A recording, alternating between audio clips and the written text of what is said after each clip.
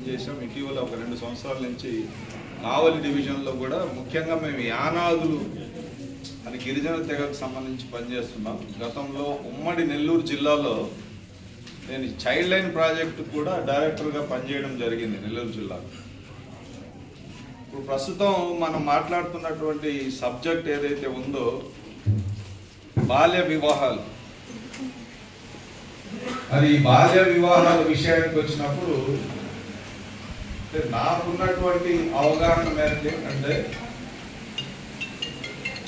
జనరల్గా అప్పట్లో ఈ చైల్డ్ లైన్ ప్రాజెక్ట్కి 1098 కాల్ సెంటర్లు, ప్రస్తుతం కూడా అది కాల్ సెంటర్ అది నడుస్తుంది. కానీ అప్పట్లో ఈ రన్ చేసే బాధ్యత స్వచ్ఛంద సంస్థలకు ఇచ్చారు. అందులో మా సంస్థ ద్వారా ఈ చైల్డ్ లైన్ ప్రాజెక్ట్ డైరెక్టర్గా పనిచేసేటప్పుడు మాకు ఎక్కువగా రకరకాల కేసులు ఈ చైల్డ్ మ్యారేజ్ గురించి వచ్చేది. అందులో ఒక అమ్మాయిని ఒక అబ్బాయి ప్రేమిస్తే బలవంతంగా పెళ్లి చేస్తున్నారు అనుకోండి, ఆ అబ్బాయి కంప్లైంట్ ఇస్తాడు. ఎక్కువగా అవి వచ్చేవి అన్నమాట. వాళ్ళ ద్వారా సమాచారం తీసుకొని ఆ పెళ్లి ఆపడానికి వెళ్ళినప్పుడు అక్కడ సిచ్యువేషన్స్ ఏదైతే ఉంటాయో అవి చాలా ఇబ్బందికరంగా ఉంటాయి. ఒకవైపు అక్కడికి వెళ్ళినటువంటి రెస్క్యూ టీం ఎవరైతే ఉంటారో వాళ్ళ మీద జనరల్గా ఒకవైపు నుంచి పొలిటికల్ ప్రెషర్స్ ఉంటాయి.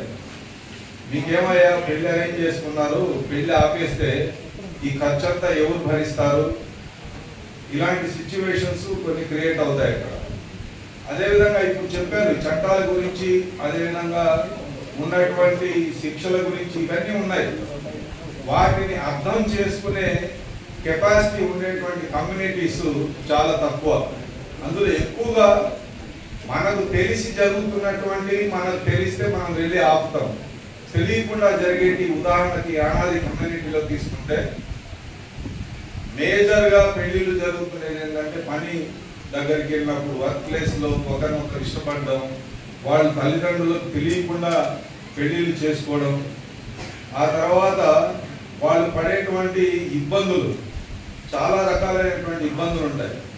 దానికి ఇవన్నీ కూడా ఈ చైల్డ్ మ్యారేజ్ అరెస్ట్ చేయాలంటే ప్రధానంగా ఆడపిల్లల చదువు అనేది చాలా ఇంపార్టెంట్. వాళ్ళు ఎప్పుడైతే బడికి వెళ్ళి ఆ తర్వాత వాళ్ళ ఎడ్యుకేషన్ కొనసాగిస్తారో అప్పుడు ఇది అరెస్ట్ చేయడానికి, అంటే దాని తీవ్రత తగ్గించడానికి అవకాశం ఉంటుంది.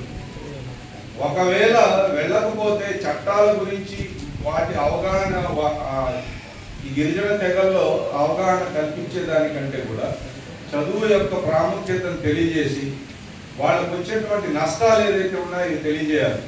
ప్రస్తుతం పరిస్థితి, ఈ సినారియో ఎలా ఉందంటే మనందరికీ తెలుసు, గిరిజన యానాదుల్లో ఇప్పటికి కూడా ఆధార్ కార్డు లేని పరిస్థితి. ప్రస్తుత జిల్లా యంత్రాంగం అంతా వాళ్ళకి ఆధార్ కార్డు ఇప్పించే పరిస్థితుల్లో స్పెషల్ ఆధార్ డ్రైవ్స్ పెట్టి చేసేటువంటి పరిస్థితుల్లో వాళ్ళు ఆ కమ్యూనిటీ స్టేటస్ ఉంది.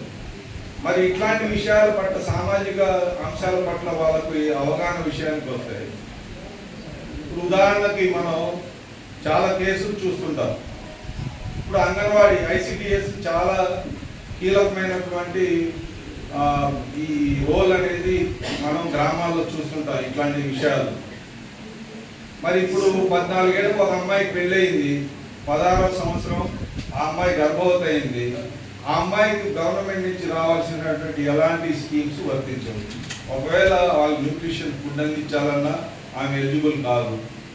ఆధార్ కార్డు వయసును బట్టి దానికి సంబంధించినటువంటి బెనిఫిట్స్ పొందేదానికి అవకాశం ఉంది.